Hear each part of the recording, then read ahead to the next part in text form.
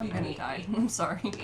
Try as I might, I didn't get much sleep last night because I was fucking.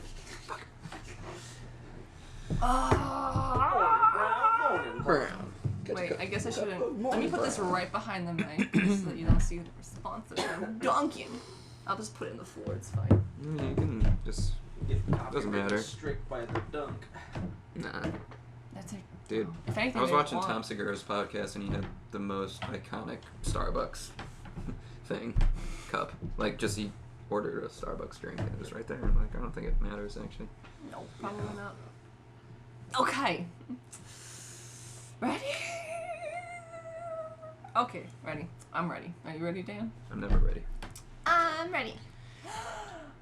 Hello, everybody. Welcome to another episode of the Underbelly Hours. It's really nice to see you guys. Thanks for coming back to a new episode. We have a wonderful guest who's going to be swinging by today. A guest that's kind of like a traveler. She's not always here in Chicago, but when she is here in Chicago, we're always really glad to see her. And it's actually the first time that I've talked with her face-to-face on this podcast, because last time she was here 2 years ago, I wasn't able to be present for that was most just of me. the interview. It was just you. That was just my solo, yeah. Yeah. And then after that, it was Zoom. After that was Zoom, yeah, which is just not the same. No. We don't like Zoom. We're glad that Zoom is a little over and done with. Talking, of course, about Nikki Morgan. She's going to be fantastic, so be sure to stay tuned. But we also haven't talked about new tunes on, I think, the past 2 episodes or so. So we should bring that back. Yeah. Talk a little bit about new tunes. And before we even do that, we should do the intro song. So, I'm Adela. And I'm Dan. And you're listening to an episode of the Underbelly Hours. In my basement. Take off your coat, stay a while! Alright. Woo! Hey! What's up, everybody? It's your girl, it's the boys. All sorts of things are happening on the show today. Yeah, welcome to the show. It'll be a good time. If you like what you hear, Are you ready? you can find us on Underbelly Hours, All sorts of on all the socials, where you get your favorite local takes on the local greats. Here it comes, ready? Sing it with us.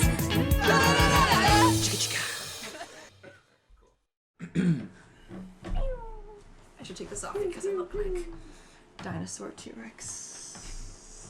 They're just kind of fun, you know? What if I just do the whole episode? Like this? Wait, keep going, Josh. I can't get the Can other. you can't. That with the little arm. Okay, it's okay, just one. Just gonna have a little arm here. Little T-Rex arm. Not distracting to the audience at all. All we're talking There. There you go. Yeah. It's a look, it's a look. It's a look for you, Dan. Okay, so T-Rex Dan, what have you been listening to this week? I've been listening to, we're rolling here with this bit. No, it's stuck. Oh, is it stuck? Well, you're committed. Oh, Yeah, shoot, yeah. I've been listening to quite a bit of, Colleen Wild. Whoa! I know, pretty wild. I'm so sorry, Colleen. But forgive me because, let's jam out on your song. It's still fresh. It's not like new, but it came out at the end of last year in December. But it's a bop, and I still wanted to shout it out. Okay. And make sure that it was heard by our millions of listeners. Yes. Right. Mm-hmm. We're actually in talks with Amazon to for Amazon. $100 million exclusivity deal. Mm-hmm. Because we support the workers. Prime podcast. Prime podcast. Jeez. Talk about a missed marketing opportunity there. Yeah, Right? jeez, yeah. You know, Idiot. Amazon misses out on a lot of different things, though. Anyway, sorry I fit that stupid joke in this in between. When we're trying to talk mentioning about Colleen. this. Yeah, come right. on, Colleen, Dan. that's where it's actually at. Yeah. Go check out her stuff. She's got a bunch of stuff on Spotify and all the other non-controversial apps, which you may choose. But yeah, check it out. Before We Were Them, I love it. It's great. It's great. Before We Were Them? Yeah, I love the production. I love the tune. I love the it's very powerful vocals. I dig it. It's good stuff. She And some does- nice little like lead guitar work Yeah. that decorates some of the cooler. It's very like anthemic kind of, Mm-hmm. a little spacey too. Mm-hmm. I don't Cool. know. Am I using the right adjectives? Would you agree, disagree? Anthemic? Is that what it is? Like an anthem, like huge. Yeah, yeah, big. Yeah, I think that it is. I've never heard someone say anthemic before. Is it anthemic? I mean, I just call it anthemic because Is that how you? the Because root it's is anthem. anthem. But hey, I mean, to each their own. Tomato, tomato, you know. So. Here's Before We Were Them by Colleen Wilde On? on the Underbelly Hours in my basement.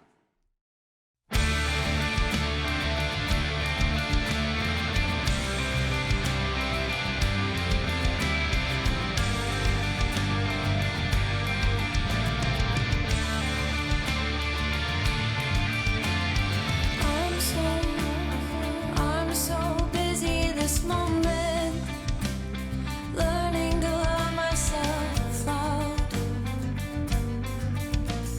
And I'm so scared I won't find her, find my reflection now. Can I have her? Can I love her till I find her again? And can I be her? Can we be the same before we were them? And I'm so cheated by the wordplay and the way that I carry the ropes. And I'm so cold between these chalk lines of all these mistakes I've made. Can I love her? Can I love her till I find her again?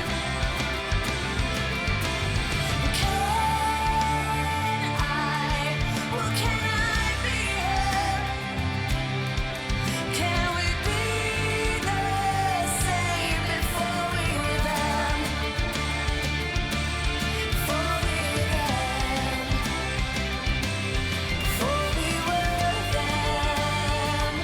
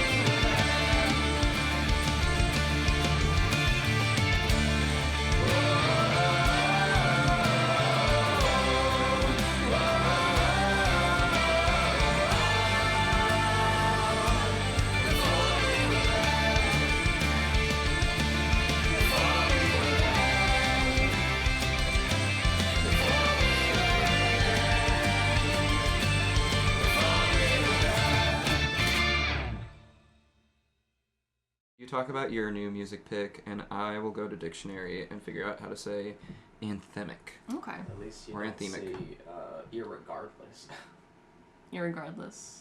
Ooh, How do you yeah, say- that one's bad. It's a redundancy. It's a redundancy. Yeah, right? I Okay. was You gonna just say. have to say regardless. Yeah. It's just a way for people to pretend that they're smart. Yeah, no, that's how you tell for the smart people from the people who think that they're smart. Yes. Yes. That could be a fun topic we can golf on one day. But that's not what we're talking about right now. We're talking about new music. So you talked about Colleen Wilde. I want to give a quick shout out to a band that I actually purchased some stuff from for Bandcamp Friday, which happened this Friday. You know, it's the first Friday of every month. Bandcamp does this cool thing where they offer 100% of the proceeds from sales made that day that go directly in the pockets of artists. I kind of went on a little bit of a spree this month because I didn't do one last month, so I bought some stuff from a non-U.S. artist, a Japanese-based artist right now called Demon Dice. That is a Whoa. badass Yeah. name. Yo! Yeah. She's a little cheesy, but I can't. My fiance got me like turned on to her music, and now I can't stop listening to it. So that was really cool. She's a rapper.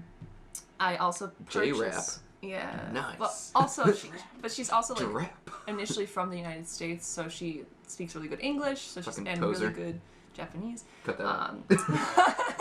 She's cool. I also bought some stuff from Lung, which is not a Chicago band either. They're based in Cincinnati, but they are a duo, electric cello and drums, and that's pretty much Cello. it. And then they do like layering with the cello and voices. It's really cool. It's kind of like Savages vibes, but with cello, and I'm like, yeah, here for it all day, every day. Right. But the band that I bought some stuff from Chicago is called Barry and the Fountains, and they Berry and the are- fountains. yeah, I mean they got like this nice retro soul feel to them a little bit. It's very That's the pops right now. yeah, like it's I know Retro that's soul. it's very It's kind of the thing. it's very much the thing right now. But there's something about his voice though that's very I don't know. It's very warm and cozy, and it was nice to listen to their music on the very cold couple of days that we've been having so far in Chicago, like the Arctic blast with the snow and everything, and I'm here listening to Barry's wonderful, like, cozy voice. It's just, it was nice. So I decided to buy the Great Extreme album and also their latest single, She Walks. And it is She Walks that I wish to put in the podcast right here because it's the most recent one. And it's also cool because it's a loose adaptation of a poem, which this says synthesizes the emotional core with a modern song structure, which is cool, and bossa nova grooves. So here is She Walks by Barry and the Fountains on The Underbelly Hours. In my basement.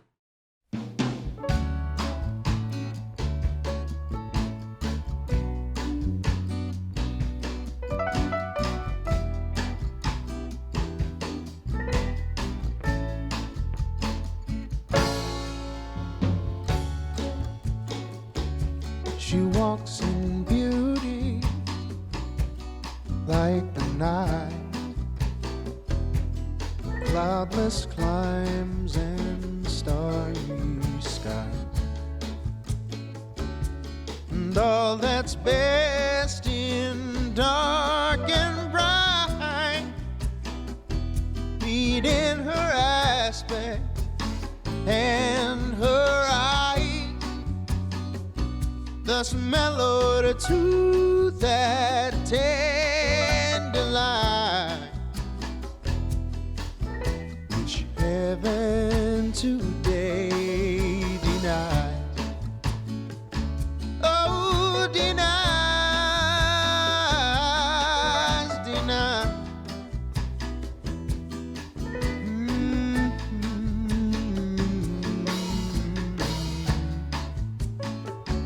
One shade the more, one ray the less,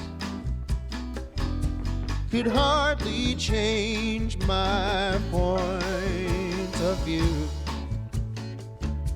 And even I can hardly get the things I'll lie about to do to find my truth in your caress, my peace of mind in you. Oh, in you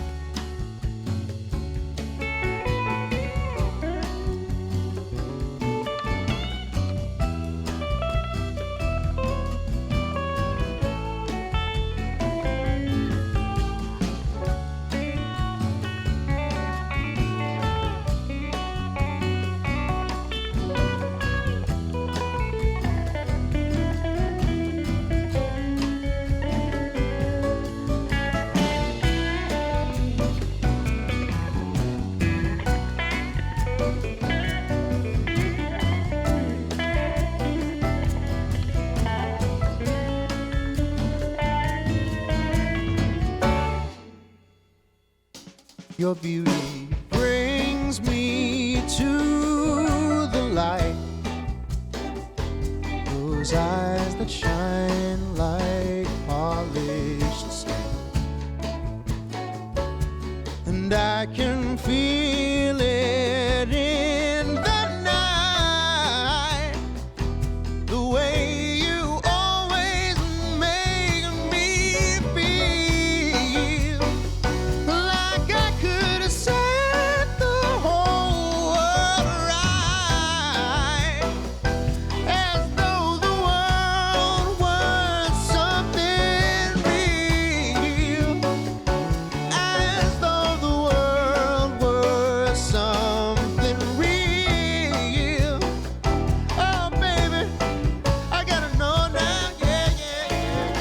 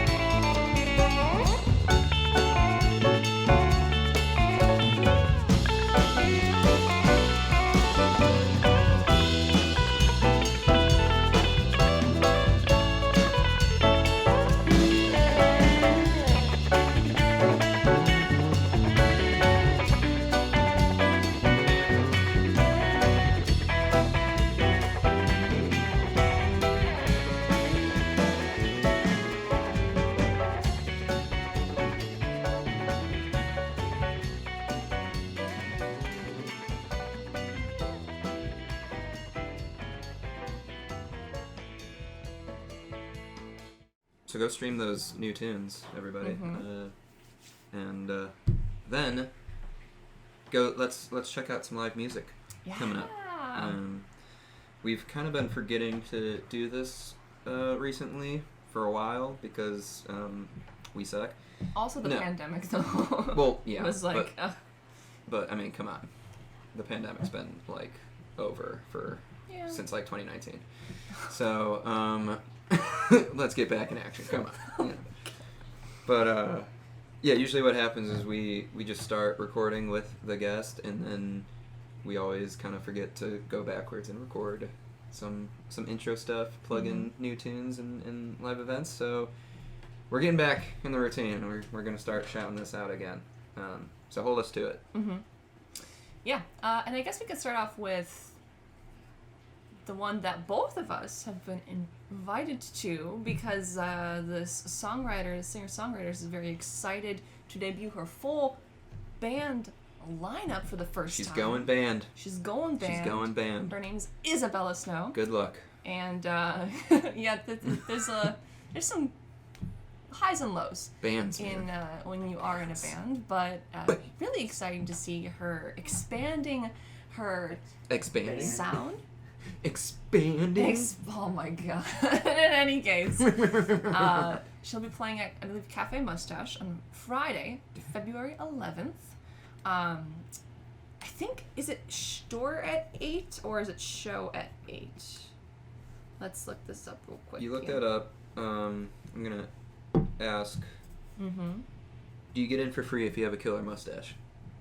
Like full knobs, Oh, curly, I feel like that a curly stash, they should definitely do that if right? that's not already. Like if you part have of, a full blown, Monopoly Man mustache, the walrus stash. or a good walrus, yeah, Those are always impressive. yeah, that one's good. And bring It has back to be the- neat though. Like it can't be no crumbs of Right. your rib dinner. Wash yourself, trim it up. Don't be a hobo. Don't be a hobo about it. There's enough of those.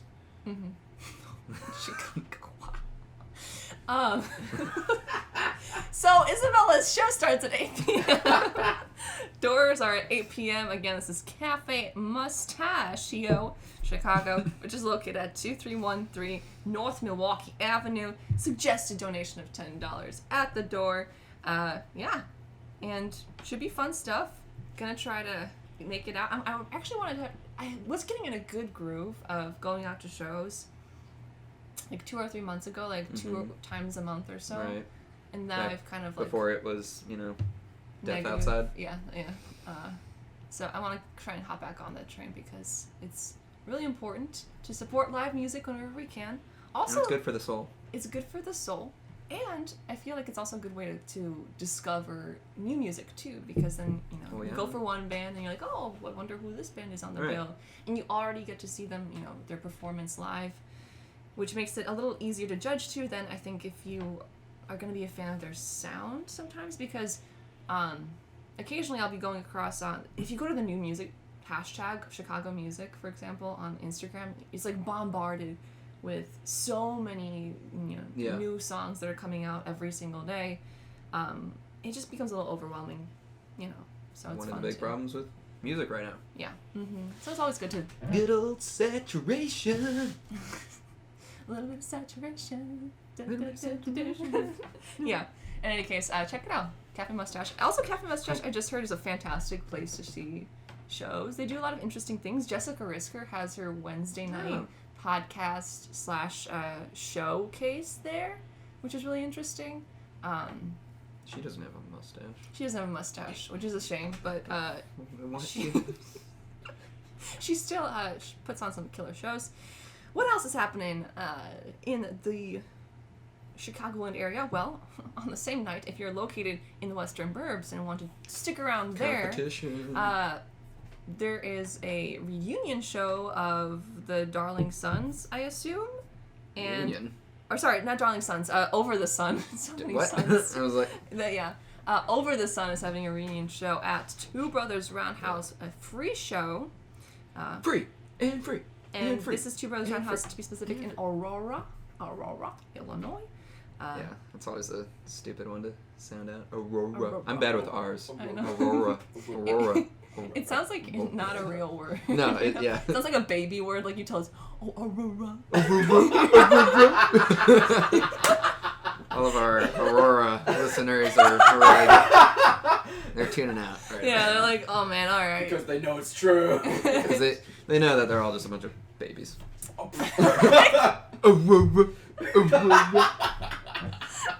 Cry about it, Aurora. I'm kidding. Don't kill me. Want a bottle? Oh my, don't kill us. Yeah, please don't kill us. It's just funny. Yeah, you have Okay, some we cool just spots. think it's hilarious. Okay, You have a Don't nice kill bridge. us. Yes. And I think a casino or something. Yeah. They have a casino. That's all I know about Aurora, to be honest. Casino, Fox River, right, or something. Yeah, something Yeah, like that. it's on the river. Yeah. There's some like theater there, I guess, too. Yeah. Is there? Oh yeah. But I mean, why even go to those places when you can hit up Treadwell Coffee that features also live That's true. musicians every weekend. And coffee. and Coffee in Aurora. some good old morning brown. Morning Brown. coffee in But Aurora. anyways, this ends Yeah. our bit Uh, against Aurora. Sorry, guys. Yeah. Any other events? I was trying to figure out, I know there's one more that I kind of wanted to shout out, and now I can't find it for the life of me. Oh boy. Yeah, I find it. guess we'll just try That and means your life's over. Yeah, that's true. For the I guess life. we'll just maybe try and shout it out on the story. I think Good old story. the good old Instagram, Facebook story. Yeah, because I do make a concert calendar for 103.1 FM every week. I think I'll just edit that a little bit more to make sure it's only Anything in that? no. Anything in that? A Make little sure it's- something extra in your coffee this morning? I'm just dumb. I wish there was something extra to give me justification. I'll try and make sure that's posted to our story too. Yeah, we'll know. get on it. We'll get on it because so many things are happening. And, hit us up if you have any shows that you'd like us to shout out. Yeah, we love shows. We love shows. And we love just shouting out. It's fun, see? Into the void. Shout out! That's what we do when we're sad. Shout out! Scream into the void. I'm ugly and I'm proud. I'm ugly and I'm Anyway. proud. Let's move on to the interview, shall we? Let's. Welcome to the featured part of tonight's episode, which is, of course, with our lovely guest. And our guest is somebody who has not been on the show for a little bit now, or you're for the Zoom section, correct? Yes. So I that's think it was in like October 21, maybe, or 2. August, September. But, yeah, Something- one of those things. one of those- 2020 though. Yeah. It'd be safe to say. Yeah, we did a Zoom call, right? We a Zoom did. call. We Yeah. did. Uh-huh. Yeah, and it's nice to see you back in person. Yeah. But of course, I haven't introduced you yet. This is Nikki Morgan. Oh, To everyone okay. who doesn't know, Nikki Morgan is a fantastic singer, songwriter, and just an overall amazing human being. Nikki, could you do? Wait, hold on. Can you do that Okay. intro? Yeah. thing? This is. And this is Nikki Morgan. Overall, Okay. incredible. I Human served my being. purpose. Very kind, and also a very great singer songwriter, and just lovely person. So, Nikki, I guess for those people who don't know you though, don't know your sound, don't know your style, how would you describe yourself if somebody's never listened to your music before? That's a good question. I've been trying to like figure that out. Okay, quick fire answer. I would say I am a gospel-inspired country singer from North Carolina, but also kind of from the Midwest. Nice. Very fun. Okay. It works. I think it works too. And you do have some new songs out, as well as some songs that I don't think we played much of 30-something last time you were No. here either. So we Yeah. have lots of songs to choose from Yes. this episode. It's very, very Yeah. exciting. Because you have been on this podcast before, I think we should do a little bit of a different game Yeah. with Nikki. We're not going to do this Switch it synthesis up. game. No. Okay. Let's switch it up. Let's do Want to do rapid fire? Let's do rapid fire. Let's do the rapid fire game. In order to do this Ooh. one, That always puts me on my toes. that does. I'm so bad with rapid fires. Well, hopefully it'll be a little easier now that you're in person, because I think we did do this over Zoom, and it's Yeah. hard because there's a delay. Yes. So let's take a look at your new mixed and self-recorded. Yeah. And we'll see how much you remember the songs that you wrote here. We're gonna Okay. go through all of them, and what we're gonna do is gonna give you 5 seconds to come up with a description for our audience to get a general gist. Dan's got the timer. I do. All right. Okay. Trusty Dusty. Trusty Dusty. Nikki, do you think you're ready?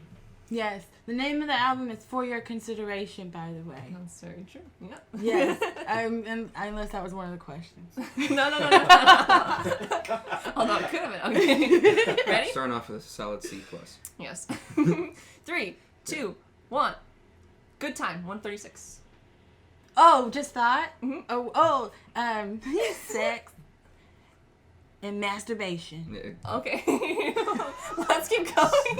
Let's do that. Okay. Ready? All right. One. Ready? 1, 2, 3. Nola Darling. Oh, She's Gotta Have It. Okay. Cool. Too far Time. gone. Oh man, I forgot how this goes already. Time. Sweet T6. Code switching. Okay. I'm sweet. I'm sweet. Oh, that's the code switching. Time. One more night. One more night with somebody you really liked. Nice. Okay. I finally get it at the end. It's okay. It's fun though because sometimes we've noticed that obviously you put a lot of time and energy and thought behind all the music that you put out, but when you're put under pressure, it can be a little intimidating sometimes to remember which songs came when and all that kind of jazz. But I think you did great. You did great, Nikki. Thanks. I feel like you're being nice, but I also love Dan's commitment to the time because it makes you really have to jump on your. You can't let up. I love it. No. Yeah. I don't give anyone any space. Don't. Any wiggle room.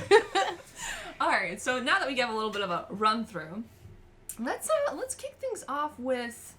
I feel like we should kick things off with either Too Far Gone, I'm Sweet, or One More Night. Those 3 I just remember a lot about off the top of my head. Do you have a preference as to which song we put in first in the podcast? No. All right. Let's go with Let's go with Too Far Gone. Okay. All right, we were listening to Too Far Gone off of Nikki Morgan's latest album on The Underbelly Hours in my basement.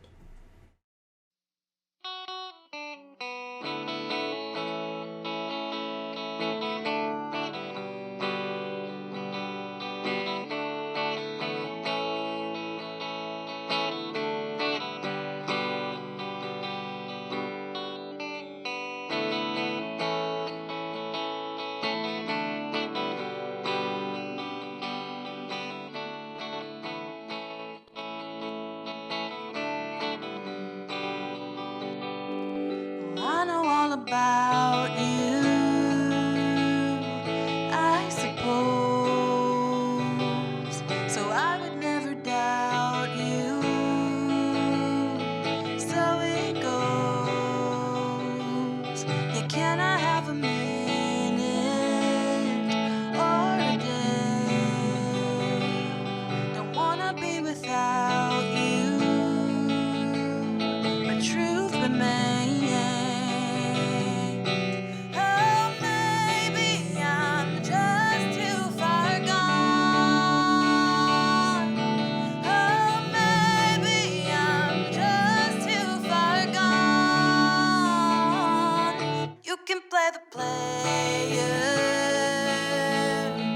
or the game. Apparently the ending is still the same.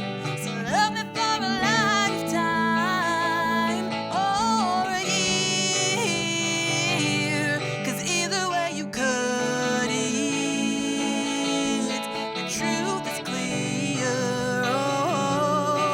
Oh, maybe I'm just too far gone. Oh, maybe I'm just too far gone. Oh, maybe I'm just too far gone, gone. Oh, maybe, oh, maybe,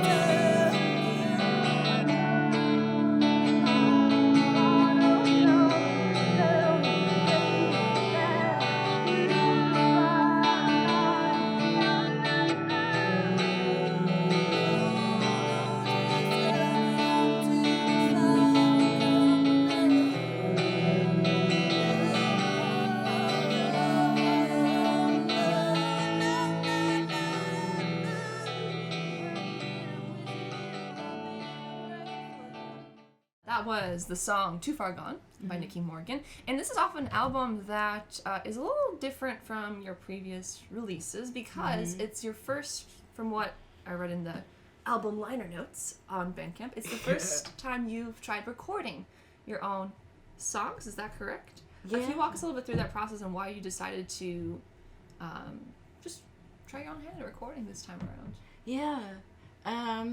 Well, pretty much it was me wanting to express some thoughts that I've been sitting with for quite some time. And by quite some time, I mean like few years. And I really wanted to use this as an opportunity to get in touch and kind of solidify for myself my own kind of artist voice. So I know I have lots of friends and acquaintances who play instruments so much more efficiently than me and who can actually record, you know, something decent. But it kind of was like my chance to really get in touch with my own voice and like what I wanted to convey. And over the last few years, like I've spent a lot of time working on like the human side of me, and it because of that, I think I just haven't really had the bandwidth to like prioritize shows and music and stuff like that and social media. So now that I'm kind of on this other side of all of this kind of personal work, I feel like this was just kind of a chance for me to be like, okay, I'm up, I'm awake, I'm clearing my throat, I'm ready to kind of delve a little deeper into where music can take me as a person and as an artist.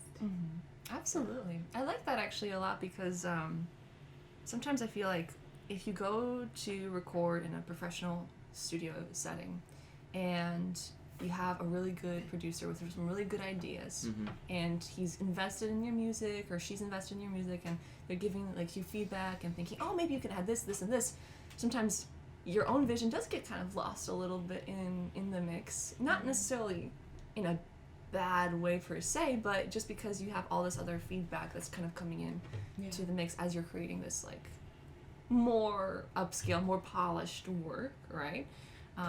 It's nice to sometimes take a step back and be like, yeah, what do I actually want from these songs? How do I actually want these songs to go and feel? So it's really interesting. And you also... It's also, if I can add, go. It's also, I was wanting a way to like convey to friends, artist friends, where my head's at right now, especially because like with the pandemic and us all being so separate, you don't really have that chance to be like, oh my gosh, friend, look at what I've been working on, or listen to this, or like open, like you get so much from the experience of like open mics and stuff. And so transitioning from that into, so it's also like a way for all my music friends that like, they want somebody to sing something, or they want to play on something, or they want to collaborate on something. This is kind of like my little audio resume, so you can hear what I've been up to or where my head's at right now. So did you find it, because sometimes like that producer role is very helpful sometimes with cutting out maybe some fat or trimming the fat of some ideas, because I guess I know personally my own music and some other artists I know, it's like not every part of the song is like great, and sometimes it needs like a little work or something, especially when you're growing as a songwriter. It is just good to have that producer role to be like, yeah, I think you can do better. I think you can That's do true. better. Pushes I think you a little bit. Yeah, so was there ever like points in recording yourself where you were like, I don't like how far can I push myself, like with the vision and stuff like that? That's such a good question. Thank you for asking that. Because it's interesting. Should we turn that off really quick now that I think about it? Is that going to be picked up in the... It might be. Yeah. We could. I was hearing it too. We could just. I totally drowned it out. We could just think we're record a sound bite of it and then just and then noise cancel it. And Okay. We're good. my We're good. software. Sorry. ADD. Sorry. I actually know what that meant because of this project. Like, I realized. And so like there it did definitely make me have to think about my songs in a different way. And I learned a lot in the process. I mean, like, I don't want to do that. I don't want to be the one record. I don't want to be the engineer. Honestly, like, it taught me so much. On one hand, it taught me as a singer, as a musician, it taught me how much I really do want to have space to just focus on my voice. And so that's something to aspire for. Moving forward is like, how can I start performing and writing songs in a way where like I don't have to worry about nothing else but conveying what I'm trying to convey through the words in my voice. It taught me a lot of appreciation for my friends who play bass and other things like that, and the people who are the engineers and making it sound, and like the producers. Like, it's a lot of time and energy and focus and commitment to really hone in on that. And so it also really did like force me to reckon with like the recording side of things. I'm so much like live, because everything when I started here like I was just doing open mics all the time, and then just like playing shows wherever somebody asked me to play. So like, but like I recorded 2 projects, but they were over the course of such a long period of time. It didn't really, I mean, like I didn't have anything where I was like, okay, for this month, for this session, we're going in and recording this, and like I didn't really, and because I've like performed mostly solo, I haven't really had any kind of accountability to be like, no, let's get this right.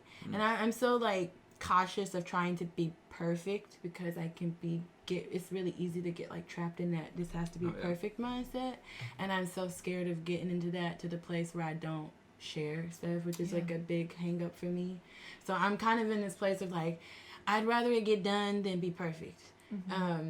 But this did really show me how it like gave me a chance to see how fun it can be and how beneficial it can be to be like, no, let's like practice this a little bit and then record it and like record it one more time. And actually that first song, 136 Good Time, I re-recorded the like keys part, and I actually plan on like re-releasing that one as a single, which I don't know, release a single after the album, but whatever. I just like Harry Styles did it. You can do it. Okay. It's all like part of the marketing. It's all part of marketing. Okay. Well, it's like what you said. I kind of was like, actually, because part of me was stubborn, and part of me was like, no, I fucking did it the way I did it the first time, and so I was just gonna stay that way. But then I was like, nah, I kind of was like, it can be fixed. It can be a little better. Right. I think that's definitely really interesting. And I think it's really interesting. You brought up a couple of times now in talking about your process of like becoming your own producer, your own recording engineer, and everything for this album. You mentioned open mics a couple of times and how that like was like your big catalyst into just playing music. Can you talk a little bit about that experience? I feel like did you, because I don't know if we talked that much about like what happened when you first moved to Chicago. Like did you started playing through open mics? Like, do you remember any like your favorite open mic experiences when you started playing around here? Yeah, so when I started doing music here, okay, so the first open mic I went to actually was I'm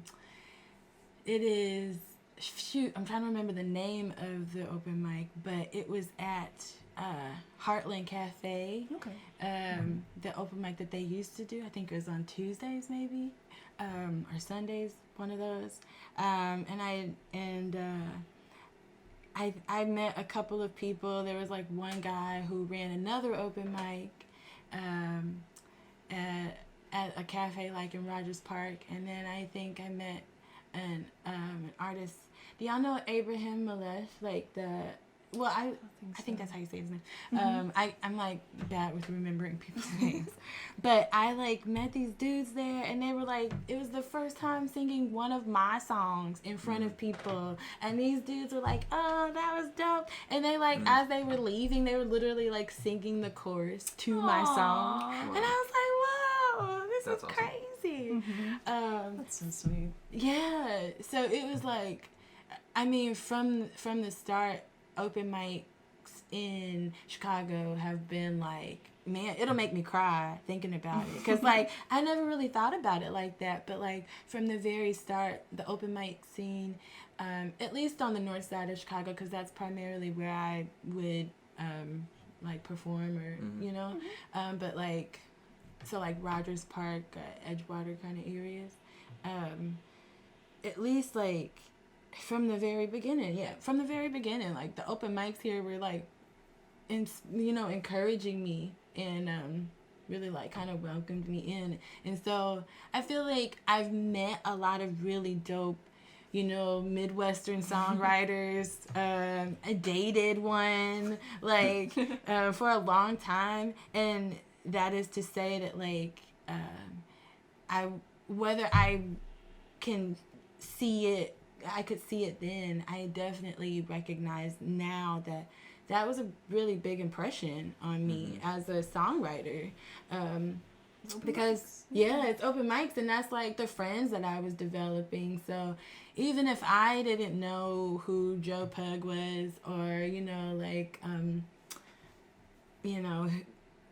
don't know, Yeah. Bukowski, I don't know, all of the people that they would talk about all the time, I became curious, and that definitely influenced my songwriting. Yeah. Go to open mics, guys. Go to open mics. It can change. Yeah. Get a good dose of your Midwesterner songwriter. That's true. We're a varied breed. Very varied, yeah, extremely so. Yeah, we were actually just talking about like stereotypes that you come across at open mics. Mm-hmm. Do you have a favorite stereotype at open mics?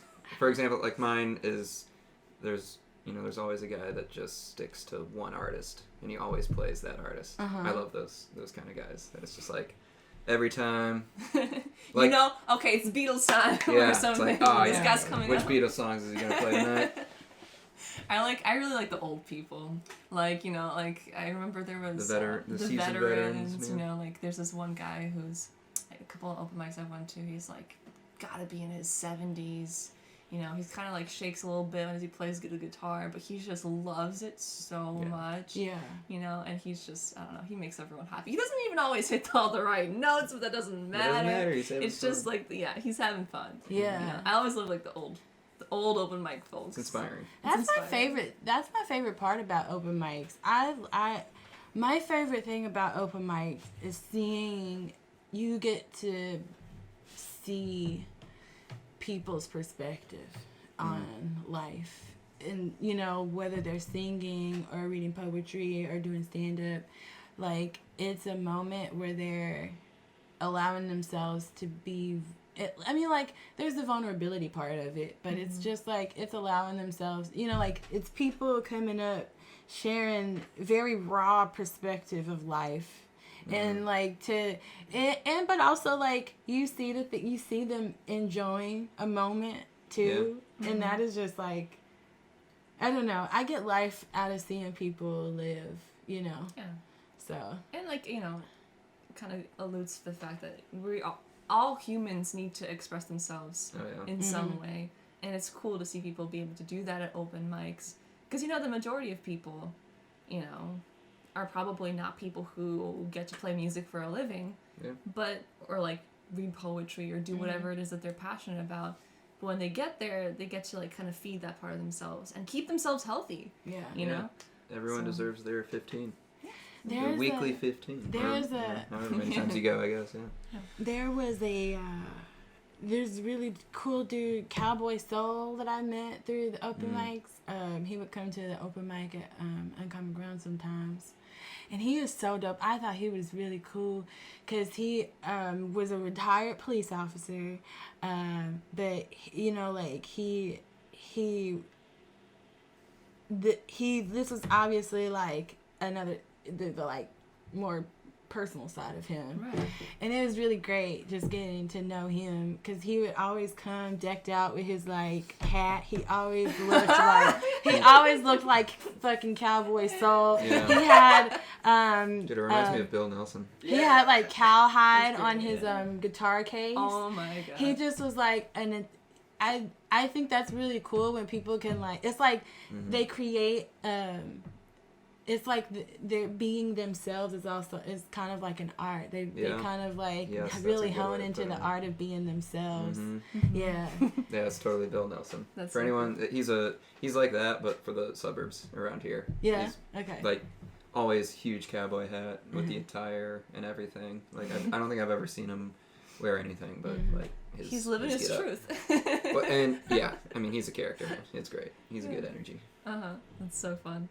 Yeah, man. I feel like we've been talking for a little bit. Let's throw in a song from 30 something just to compare. Ooh. Like, we didn't get a chance, I don't think, to play that song, that album that much, and it shows a little bit of a different side of you. Okay. So, from 30 something, we could do the title track 30 something or something else. Do you have something?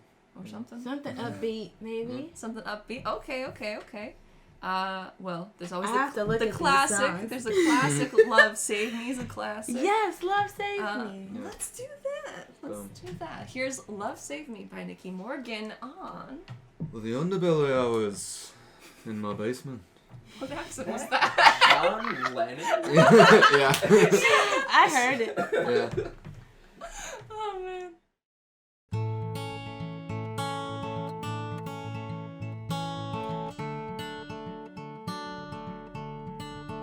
Well, if you're running from the answers, I'll give you one good place to hide. Just rest your head upon my shoulders, or your legs between my thighs. See, I decided it don't matter. I'll take whatever makes you mine, and we'll keep lying here together like we've slowed the hands of time.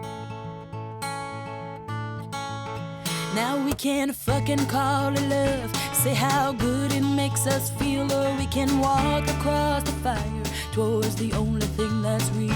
See, I got a plenty road before me, but I think I'll stay off track, 'cause I would rather bear the journey than to dread the looking back. Love, save me. Love, save me. Love, save, oh, save my soul.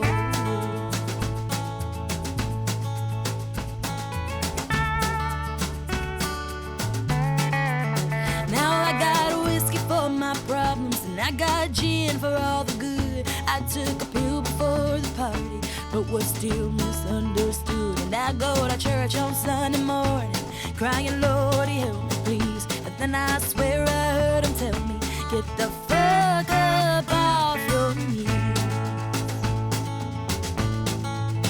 Well, then I found a one-trick pony, we had a hell of a good time. That is until the pastor told me he was gonna learn to fly. To my surprise, I grabbed a saddle and a little nip of gin. 'Cause you see, once we get to flying, we may never walk again.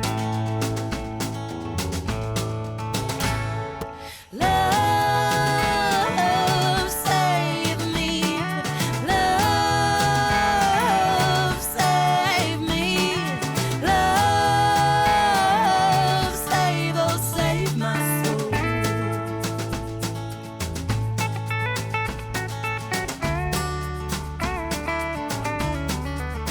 Now best believe that I'll be grinning when the time comes to collect from the poor soul that came before me, and the ones who tried their best. And you might attempt a little whisper when your time is running out, but it's my voice that you'll be hearing when you open up your mouth.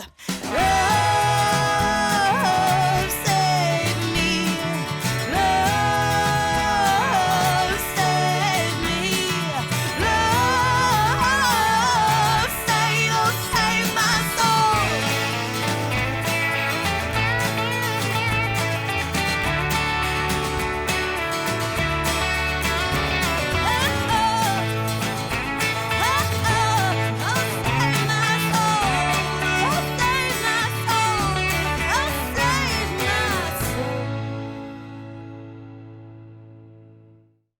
So that was the song Love Save Me off of the album 30-something by Nikki Morgan. And Nikki, I know that you recently, this is kind of going a little off topic, I know you recently performed at City Winery. A really interesting, like, collab night with a bunch of different artists. Can you talk a little bit more about that and how that went? Yeah, so I had the beautiful opportunity to perform with this group, this newly formed kind of collective called Black Opry, and they have been doing reviews pretty much like all over. So I mean, like, I say that to say, if anybody's interested, look up Black Opry Review, and you probably will find a date coming up soon. And if not, hit them up. But it's a really cool collective, and they do this like songwriter round style show, and it's the purpose is really to amplify the voices of Black and people of color and other marginalized groups within the world of Americana and folk and roots music. And I think they have joined in on this really dope movement towards making sure that all of the contributing voices that go into like folk and roots music are not forgotten and left behind as the genre continues to progress, right? I think that's super important because, like, first of all, when I heard the name Black Opera, I was like, yeah, that just sounds fun. I like that. I like that a lot. And what's interesting, too, is we have such an ingrained stereotype, I feel like, in the United States when you think of, like, Americana or when you think of, like, bluegrass or something like that. You think of, like, old white guy on a banjo, you know, when a lot of that music was formed from the combination of people coming in from Europe, like, you know, Irish immigrants and stuff, and also, you know, people who were escaping slavery from the South and, you know, starting life up north and stuff. It's like, the banjo came from Africa, and I feel like nobody, like, I don't know, maybe this is like a more common thing that people know, but I was like shocked when I found that out like a couple years ago. I don't think most people know that. Like, because there's just a stereotype of like, yeah, Americana is like cowboy hat, doo-doo-doo, and we don't think about like all the other, or like, you know, or how Mexican Americans contributed to different folk and Americana styles on the Southwest. Right. You know, it's interesting and fascinating and good that like we're taking a more serious look at like, okay, but like, how did this music actually start? And all the people that were involved in creating this music. It's a very like at its core, it's a very integrated genre, I believe. I mean, and it is very regional, like the style. Which is why I think it's kind of hard to really pinpoint exactly what Americana is. It's like a ever evolving, ever being defined. Just like genre. Right. It needs like one of those metal webs. You know, like metal family tree, but for Americana. Right. But I mean, the reason why I kind of really latch onto the genre of country is because my background is gospel. I mean, and it kind of goes to where all of this came from. Or like the inception of this type of music, me being from North Carolina, and having like been around like gospel music, traditional gospel music and gospel songs in the Piedmont area. So like you can take a hymnal, for example, and depending on the church, the songs would be sung differently, you know? And within, specifically, because that's my experience, the Black church and, you know, like, apostolic church specifically for me, but all of those, like, gospel sector, I guess, like, that whole gospel sector, you know, you have these, like, traditional styles that churches still sing today. And I grew up around that a lot because both sides of my family were dedicated to churches and ministries. So I was around. I mean, like, yeah, we do the stomp, clap, all of that stuff, and I mean, like, I won't say unfortunately, but it did take me being exposed and exploring other genres like country, and like rock even to realize, oh, what I grew up on, because I really wasn't exposed to a lot of secular music until I was like 18. Everything I listened to before that was what I heard in church, gospel, and a lot of like contemporary Christian music at the time.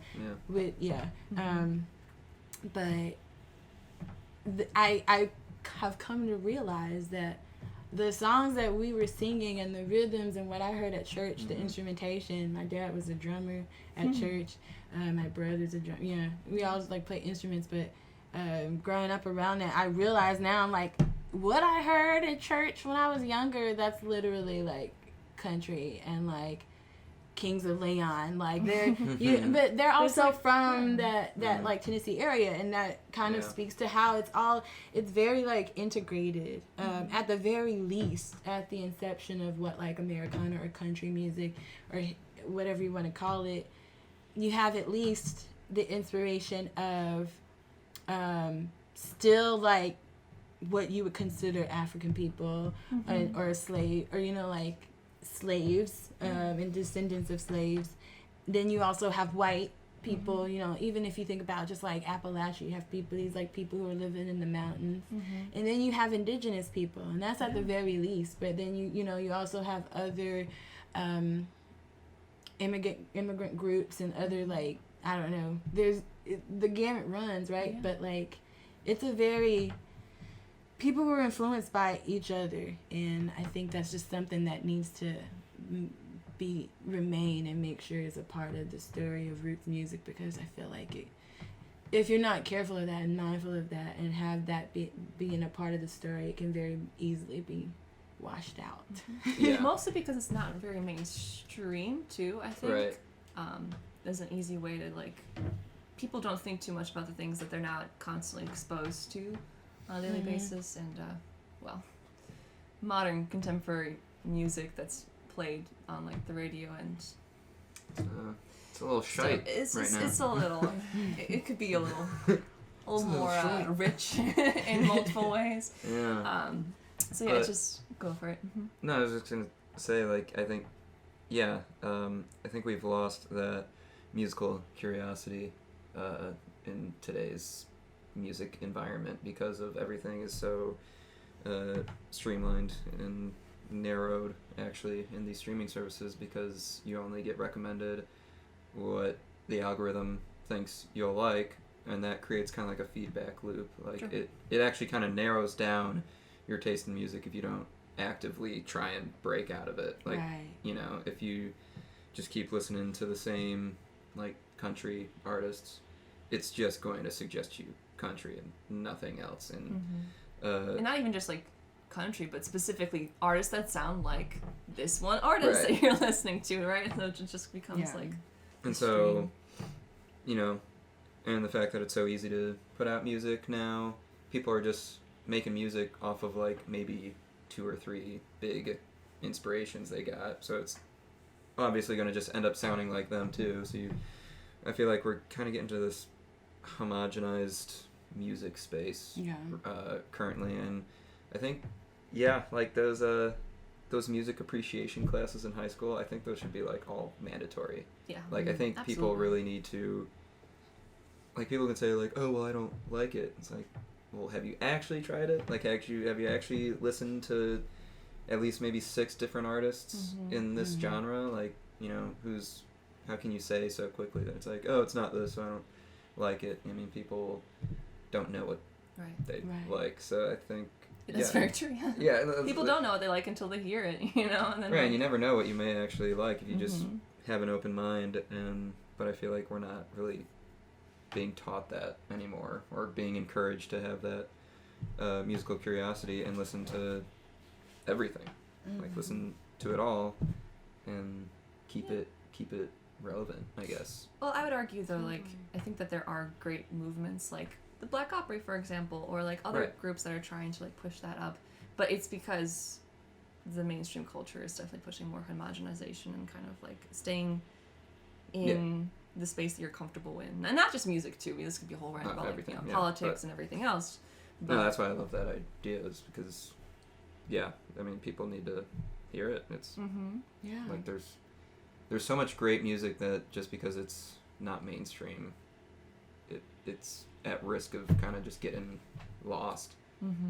But like the next big thing is probably going to come from like a mix of all these influences, like you were saying, everyone got inspired by each other, but right now everyone's just listening to like the same shit, so nobody's getting really inspired by and you know what I'm saying? I definitely one last little tangent here, because I want to add on to something that I don't think we talked about this on camera before, but I read a lot about copyright law last week for some reason, and watched a lot of videos because I was like, I got really fed up because at one of my jobs, somebody says that we can't put this really great program that airs, I'm not gonna say which program or which radio station, but one that I work at, there's an incredible program that explores different musical history things that we can't put on as a podcast, and they say like, oh, it's because you can't, we're restricted by copyright. So I did a bunch of like research to try and prove them wrong, and I didn't, because copyright law is so restrictive nowadays. Yeah. It's ridiculous. It's gotten to the point where even on YouTube, you can't play more than 5 seconds of a song to show an example to the audience without it getting copy struck, and the audio being removed, and your video being demonetized.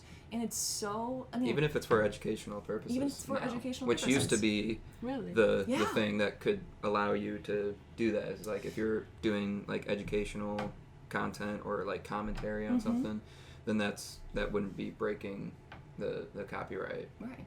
But now it's gotten so much stricter, and it's really bad. Is that a bad thing? I think it is, because then you can't have people who are like, let's say there's somebody who's like really good at knowing the history of like, let's say country music, because we started talking about country music, and wants to educate people and say, here, listen to this one, listen to this, and here's a snippet of the song, so that you're encouraged to go listen to it. Because if somebody just gives you a list, people are lazy nowadays who wants to like actually go through the list. I got you. They can't even like, demonstrate that. They can't even demonstrate, oh, here, here's what this song sounds like or looks like, to encourage people to go and try it out themselves.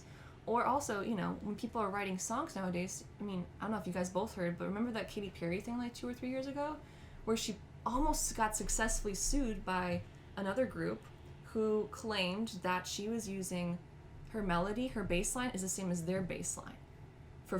It was like a snip, it wasn't even the whole bass line, just a bass line from a verse, and it wasn't exactly the same, but they almost won. yeah. And Well, I she remember the almost had to melody pay, was pretty.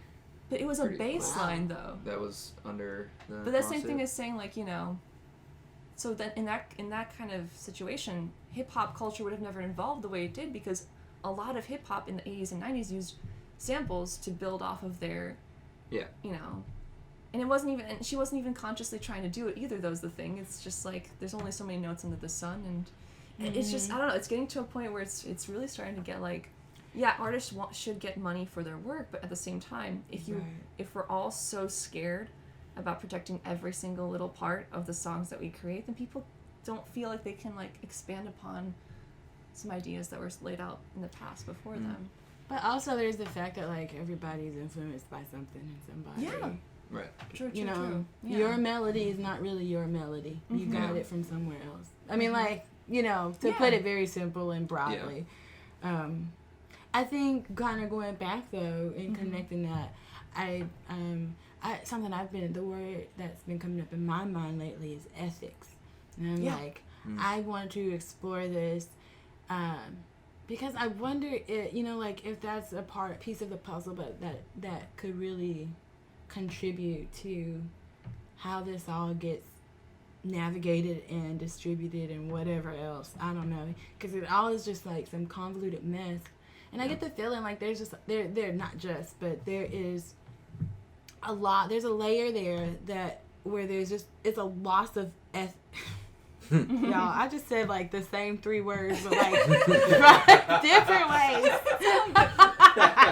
Thorough, very thorough. It just seems like there's a loss of a line of what is and isn't okay. And what people, as a friend of mine would say, what is sacred? Because as collective people, as a community, as a group, what can we declare is sacred? And like, no, this is something that we all agree can be shared respectively amongst all of us. I don't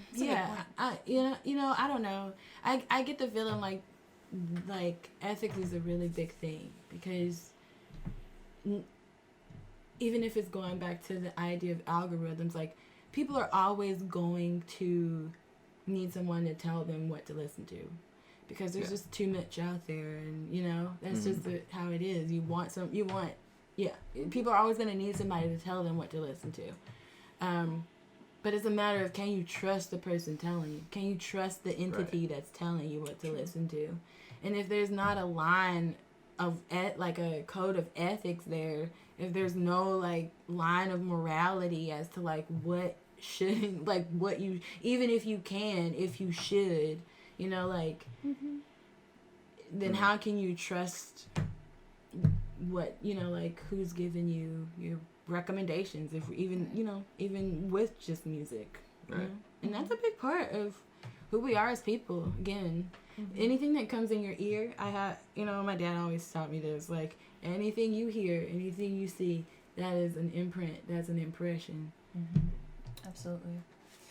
Going back to you a little bit, because that was a great tangent, but I want to get back a little bit to Nikki Morgan as well. I like that conversation. You did mention right at the beginning of the podcast that you've been kind of taking some time off music recently over the course of the pandemic to kind of try and reevaluate and understand some stuff that was happening for you. Is this new EP released a sign that you are venturing back into more consistent releases, or are you I guess where are you now in your stage as a musician? Because I know that before the pandemic, I remember you were doing a lot of different things. I kept seeing you do this is this TV thing, or you'd be and these singer-songwriter type circles in North Carolina too. I said post about that. I guess where are you on your artistic journey now? Do you see yourself going, okay, I'm gonna start touring soon and blah blah blah blah blah, or am I still using this as a emotional kind of outlet, but taking a step back from involving myself in music too heavily? I am at a point of reinvigoration. That's a good word. Yeah, it is. I think something that may be lost on people, which is fine. It's my own situation. But before I got braces, I had a lot of issues with jaw and just there's a lot wrong. The orthodontist would say I had a cross bite, an open bite, and a whole bunch of other stuff. It's a lot of bites. It's a lot of bites.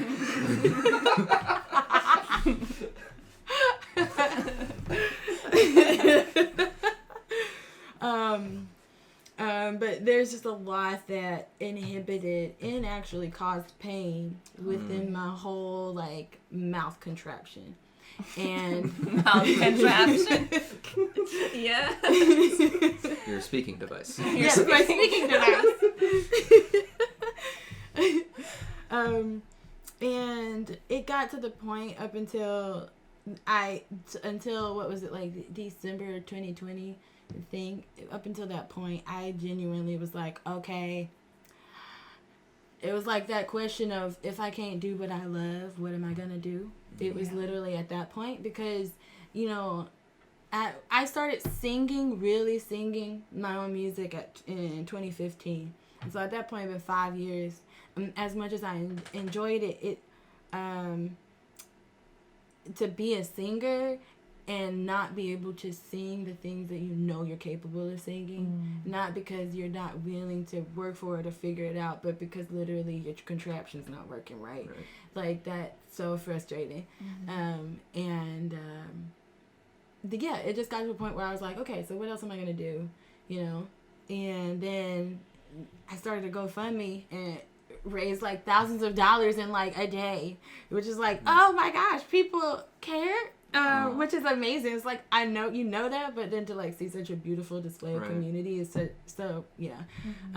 So being able to go, it's been almost a year now with my braces, and it's been such a blessing because I feel I've been able to reconnect with my singing voice.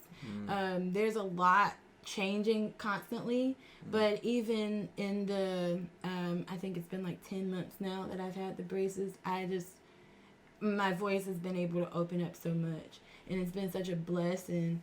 And so now it's wow, so for a minute, so to go back to your question, for a minute it was it's almost you preparing yourself for an inevitable end, but then you find out that it's not actually over. So then it's well, what do we do now? Wow. That must have been really scary.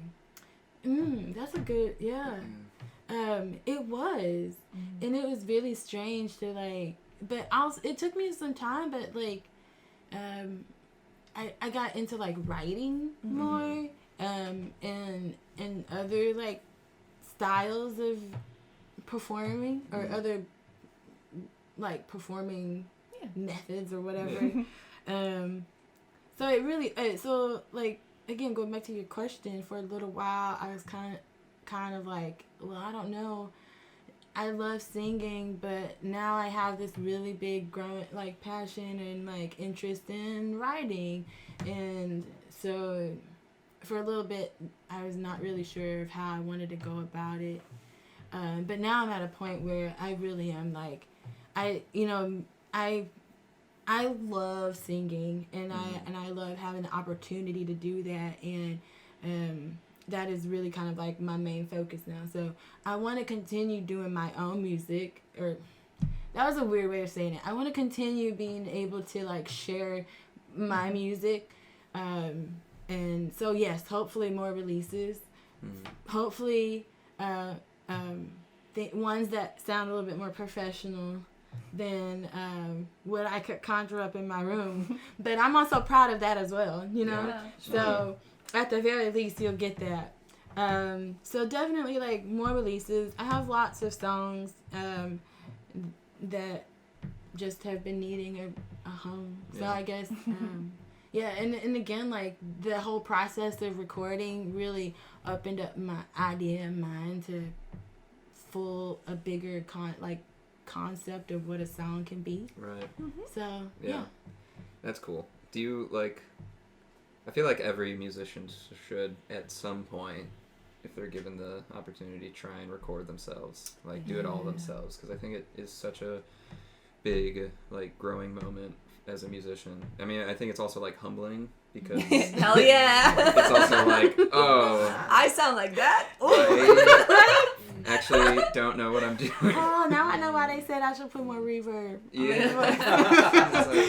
So, like, Right. yeah, you just... And then I think it also, like, helps people gain more of an appreciation for the art of recording. And, like, you know, those mixing artists are actual artists. Like, what they can sculpt in the sound sphere and the soundscape is, like, there's...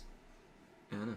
It's so cool. And I think, yeah, like, it totally shifts or reorients the way you think about the songwriting process. I think for the better. Yeah. Yeah. It totally opens up that thing. So, yeah, all you Midwestern songwriters out there, get like a Focusrite, maybe a little cheap Ableton. Or GarageBand if it comes with if you have a Mac, you know, you get GarageBand. People shit on GarageBand, but that's a fine place to start. Right. It's a fine place to start. There's a lot of free options. Yeah. There are in the realm of like just recording yourself. Right. I used to record demos, and I got pretty proficient with just using Audacity on my little. God crappy, bless you. Use Audacity for yeah. On a crappy little laptop with a Rock Band video game microphone. No way! Wow. Yeah. Straight USB. Yeah. Straight to USB. And that's what I remember I had one of those too. Yeah. Because I didn't have any good mics and stuff, and that was like, it was better than just recording straight into the computer mic. And, you know, and that's, you know, totally given the restrictions, you really start to learn how to, like, mix things to try and make it sound as best as it can be. And even then it sounded still, like, you know, rough, but hey, it's a place to start. Yeah. You know? And that's all that's matters. I think, actually, yeah, you can check out that demo on my Bandcamp. Everyone goes swarmed in. It was the Jaded demo. All Audacity. Nice. Okay, I will definitely look that up. And a Rock Band mic. And a Rock Band mic. I love that. So. Wow. That's so go do it. Right? Go do it, guys. You can do it. Rock and roll, baby. I do, you know, I do hope to play more shows though. Yeah. I didn't mean to pull that away from you. Oh no, you're good. I digress way too often. Anyways. That's fine. We need to get back on. You know? I was like, maybe I do want to mention that. Yes. I do hope to play more shows. I'm like ready to get out there and just do the darn thing. Could I ask where you're thinking? Because I know that you're kind of a traveling gal. Mm-hmm. So you've been in North Carolina here, and then you went kind of back to North Carolina for a little, right? And now you're back here a little. So like, are you? Yeah, I guess where you Were you thinking of playing those shows? If we can ask that. If not, totally okay. Yeah, I mean, wherever will have me. I'm gonna be joining in Black Opera Review for a few shows around. So if people want to, just like stay tuned for that. Like touring? Yeah, they're like going to be traveling around too. They are touring. So Nice, yeah, I'm going to okay. be joining them for a few of their dates. Nice. February 17th in Washington, D.C. I'll be joining them. So yeah, that's coming up. Do they also have like a social media They do. page If you, where people can stay updated? Sorry, I was talking over you. Yes. Well, we talk over each other all the time. it's all You're the right. guest. You have priority to Right. talk over us. I'm always it's because I've recorded myself and now I feel like I gotta be sensitive to everything. Yeah, so they have all kinds of stuff going on. So I would just follow them, and they are always promoting like really dope artists as well. But I also want to definitely do. I'm hoping for this summer. Well, I'm in the process of like setting up a tour this summer in the Midwest because I love playing. Like I love Chicago, and I haven't been able to like really play much here, obviously. But I'm hoping that this summer will be a good time to do some stuff around Chicago. I was about to say Chi-Town, and it sounds so unnatural. You're like, no, I'm not gonna say. I am not one of those. I can't say Chi-Town. That's such a Chi-Town is Chicago. honestly like, I don't know. That's like such a suburban thing to say. Is to say Chi-Town. I'm gonna go down to Chi-Town. You know what I mean? Dan, have you said this before? No. No. No, not. This is like awkward, cringy people. I don't know. I've never heard someone say Chi-Town like not like slightly mockingly. Because I mean, but if you said like you were going in the mocking Chi-Town direction. I was Your not brain. intending to be mocking. I was being genuine. And that's why I was like, I can't pull that off. I can't do that. Put on the brakes. But yeah, so Chicago and Wisconsin, hopefully. Okay. Yeah. Nice. In the process. Summertime Nice. shows. Cool beans. All right. Can I ask one? Oh, yeah. I've been curious about this ever since you mentioned it. Oh, hey there. Camera. That's Dan. And North Carolina. My friends in North Right. Carolina will kill me if I don't say that. I also will be playing in North Carolina. I was wondering, since you were only listening to like non-secular music till you were 18, what was like the first indulgence into the devil music? Oh my god. So it started with Black Sabbath, wasn't so it? corny. It started with Black Sabbath. It started with American Idol because I got a TV. Ooh. I got a TV for my I think it was like my 16th birthday or something.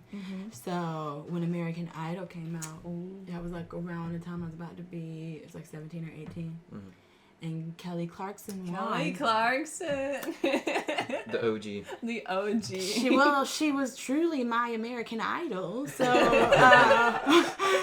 I had to fall in line. Yeah. And I rocked with her like first 2-3 albums for sure. Same here, though. It was so the first like handful of CDs I remember getting is Kelly Clarkson, Breakaway. Breakaway. Oh boy, look, This is so cheesy. the secret track, Girl. Shivers. Is it like the live version or something? I think so, something like that. I just listen. Oh, have you listened back to it recently? No. Because I have, and it's so much cheesier than I ever remember it being. Which is fine, but it's just like, oh my god, wow. Spread my wings, man. Yes. Learn how to fly. Look, it spoke to my heart. Oh, And that's all that matters. That's true. Sorry, but then continue though. So Kelly Clarkson. Kelly Clarkson, but then, I evened it out. I got some Diana Ross and the Supremes. I got their number ones. Nice. I got into Dixie Chicks. Home was the album that they had put out at the time. But then I was also like kind of like digging around in the bargain bin at like Ed McKay's like the used bookstore that also sold CDs at the time. But so I got things like Hot Heat, which is like this like kind of like punk rock, well not punk rock, but more like kind of like electro pop rock indie band from Canada. And then I got into Kate Nash. Right? A lot of times it was literally like me going through and like finding album covers that looked cool. Yeah. Or if there was like a band that had played on like Conan O'Brien's show, I was like, okay, I know to look out for them. Dude, Conan. He had some good people on there. He did. Yeah. Back when talk shows actually were good. But I'll say my number one, I would say my first real like pop star in my eyes was Rihanna. And that was like 2005. I was coming into my prime Rihanna time. And she came out. That was when I was watching the world premiere of Pawn the Replay, the music video on MTV. And like, this was like 18-year-old me. We were not allowed to watch that stuff. So like, I was living with my aunt. We were living with my aunt at the time. So like, I saw this, and even though I was 18 years old, I was like, I have found my queen. And I've like been a fan of Rihanna ever since then. Yeah. So. I would always secretly rock out to Disturbia. Disturbia. I was like, but you know, in middle school, you couldn't really tell your homies. It's like, no. I'm rocking out to Rihanna, man. Be like, what? Disturbia is a bop, and so is Umbrella. Yeah. Even though I hated that song for a long time because everyone was like, they just try to like say, whenever they said like Adela, they would go like Ella, Ella. Oh, no. And I'm like, no, let's not do this. Wrong time. So, Don't worry, I feel your pain. Yeah. When the Damn Daniel thing came in. Damn Daniel. Every freaking day. Every day. I'm Somebody so would be sorry. like, Damn Daniel. I'm like, it's shush. That's weird. I'm Shush. so Be sorry. quiet. Also, you're definitely not a Daniel, so it's just so No. strange. No. No. Would Just you believe Dan. that I used to be called Danny? No, don't. Yeah. Nope. So Nope. foreign to me. That's as so a wee wrong. little lad, I was Danny. You just seem way too jaded to ever be No, a now Danny. those As a two kid. versions of the name Yeah, I know. are gone. Fair. Yeah, it's done. But anyways, I just was very curious when you said that. I was like, so who's like the Who's the first? who's the person? first? Yeah, poison. Yeah, cool. That day Cool. was music. Cool. Well, it sounds like you got a lot starting to happen for you in the next couple of months. Mhm. Where can people keep up to date on all of the cool tour dates you're gonna be on, and the shows you're gonna play, and the music you're gonna drop? Or just if they're like, hey, I love Nikki Morgan and I want to follow Nikki Morgan. Where can I follow her? I would say 2 places primarily. Yeah. My website, my website is MissNikkiMorgan.com. That's all. Miss Nikki. Nikki with 2 K's. Morgan. Or just Google that. But aside from there, because I know people don't really do websites as much anymore, you can also check me out on Instagram. The same thing. It's like miss.nikki.morgan. Without the dots was taken. I don't know who they are. I don't think they even have an active account anymore, which breaks my heart because I had to add 2 dots and they don't even use the account anymore. We were literally just saying before we were I'm not salty. rolling that if you're not like active for a certain amount of time, they should just warn you like, hey, we're Deleting your account. we're deleting your account and opening up this username. Doing spring cleaning. Yeah, spring cleaning, right? Yeah. But now it's been miss.nikki.morgan for so long. They don't want to So change like it. I changed it, I messed it up. So Nice. yeah. All right. Cool. All right. Well, you know where to go, folks. So go there right now. Pause it. And then just Follow. type it in. With or I guess you'd tap it in with the phone. Type or tap, whatever. How many you're people into. use desktop Thumb. still? I love them. Is it just people who are recording? Stuff? Yeah. Anyway, so please go follow Go find Nikki. it. She's great, and keep up to date with all the cool things that she's going to be dropping. And if you like to listen to local music and you're like, hey, I'm curious about, like, you know, who's making music in my suburb or in my part of Chicago, and want to listen to more interviews, live shows, and concert things, and all the weird shenanigans that we do, you can follow us at the Underbelly Hours on Facebook and Instagram, TikTok, YouTube. I shouldn't even say the TikTok anymore because it's just not good, but we do have a TikTok. And all the streaming platforms. Thanks to Aux Audio, I guess, too, for helping us get on those streaming platforms. And not only should you follow us, you should also bookmark February 19th in your calendar. Save it, underline it, circle it, and say Dry City, because that's where you're going to be for our first showcase of 2022. We do a monthly showcase there at Dry City Brewworks with some great acoustic musicians in the Chicagoland area. And it's free. You got better with the sales pitch. Thank you. That was great. That was good. Thank you. Wow. Do you have something to add to Dad? Yo? No, Dad. What? I tried to call you Daniel and I couldn't do it. So do you have something to add, Dad? I was wondering, but it sounded like a stroke. So. Oh, damn. I mean, I'm not even 24 yet. I hope I know. Knock on wood. This ain't real wood. Oh, jeez. Don't tell me that, Dan. Does this look real? Yeah, it doesn't. I mean, the legs are falling. Anyway. Anything else, Dan? No, I think you covered it. Thank you guys for listening. Yeah, you're Dan. And you're Adela. This has been another episode of the Underbelly Hours. In my basement. Bye. Hey, what's up, everybody? It's your girl, it's the boy. All sorts of things are happening on the show today. So, yeah, welcome to the show. Oh, it'll be a good time. If you like what you hear, Are you ready? you can find us on Underbelly Hours, All sorts of on all the socials, where you get your favorite local takes on the local greats. Here it comes, ready? Sing it with us.